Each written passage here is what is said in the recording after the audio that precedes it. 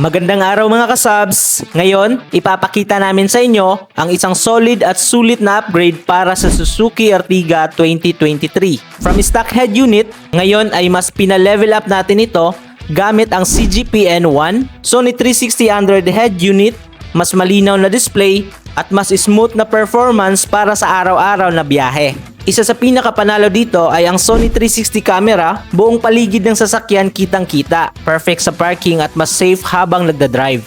Dahil naka Sony lens, mas malinaw at mas accurate ang view kahit gabi o masikip ang daan. Syempre, hindi mawawala ang entertainment. Pwede kang manood, makinig ng music, gumamit ng apps, at gawing enjoyable ang bawat sakay ng buong pamilya. Meron din tayong equalizer dyan, ma'am. So, pwede nyo timplahin yung sound quality, ma'am. Meron tayong mga naka-pre-save po dito. Pwede kayo mamili, ma'am. And pwede kayo mag-download.